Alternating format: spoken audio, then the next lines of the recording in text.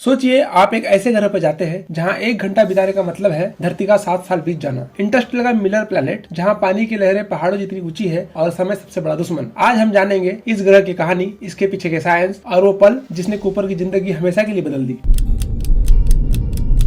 Interstellar में NASA का लॉजरस mission पहले ही कई ग्रहों की जांच के लिए लोगों को भेज चुका था। उनमें से एक थी डॉक्टर लॉरा मिलर, जिसने गार्गेंटूना नाम के सुपर मैसिव ब्लैक होल के पास एक ग्रह पर उतरने के बाद पॉजिटिव सिग्नल भेजा था। उस सिग्नल का मतलब था यह ग्रह रहने लायक हो सकता है। इसीलिए कूपर, एमिलिया, डॉयल और रोमिली की टीम ने तय किया कि सबसे पहले उस ग्रह पर जाया जाए, क्योंकि वो एंडोरेंस से सबसे करीब था। लेकिन नासा को पता था कि यह ग्रह गार्गेंटूना के बहुत पास है और वहाँ एक्सट्रीम ग्रेविटेशन इफेक्ट हो गए। फिर भी टीम ने जोखिम उठाया, क्योंकि वहाँ जीवन के संकेत थे।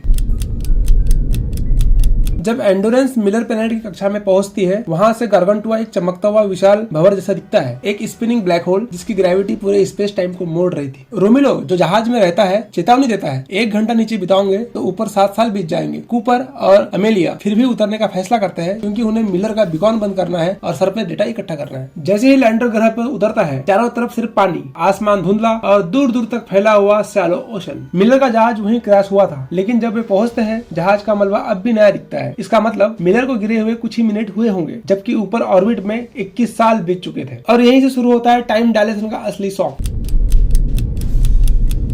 आइंस्टाइन की जनरल थ्योरी ऑफ रिलेटिविटी कहती है समय हर जगह समान नहीं चलता, जहाँ ग्रेविटी ज्यादा है वहाँ समय धीमा चलता है। मिलर प्लैनेट गार्गेंटूना के इतने पास था कि उसकी सरफेस पर ग्रेविटेशन पुल अर्थ की तुलना में 60,000 गुना ज्यादा थी। यही कारण है कि वहाँ का 1 घंटा धरती के 7 साल के बराबर था। मतलब कूपर की टीम के लिए कुछ मिनट ही बीते, लेकिन ऊपर ऑर्बिट में रोमिली के लिए 23 साल गुजर गए। और हाँ, सही आंकड़ा 23 साल ही था, क्योंकि मिलर प्लैनेट पे उनका समय 3 घंटे से थोड़ा ज्यादा रहा। 3 घंटे 21 साल के बराबर हुए, लेकिन ग्रेविटेशनल डेप्थ और डिले के कारण कुल 23 साल बीते। इसी फिनोमिना को कहते हैं ग्रेविटेशनल टाइम डायलेशन। आज हमारे जीपीएस सैटेलाइट इसी थ्योरी के छोटे वर्जन पे काम करते हैं। स्पेस में समय सच में थोड़ा धीमा चलता है।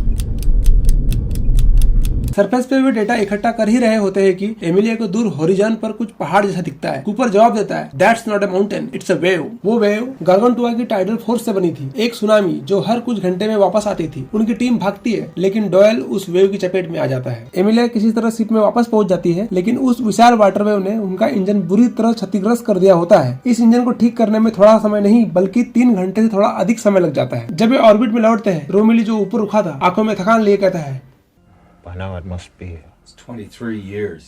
सोचिए उनके लिए बस कुछ घंटे, लेकिन रोमिली के लिए आधी जिंदगी। कूपर अपने बच्चों के पुराने वीडियो देखता है तो उसकी आंखों में गिल्ट और दर्द झलक पड़ता है। मिलर प्लैनेट सिर्फ एक वैज्ञानिक प्रयोग नहीं था, यह इंसान की सीमाओं और समय की ताकत की गवाही थी। कूपर समझता है कि ब्रह्मांड में सबसे डरावनी चीज कोई राक्षस नहीं, बल्कि समय है, जो चुपचाप सब कुछ ले लेता है बिना कोई निशान छोड़े।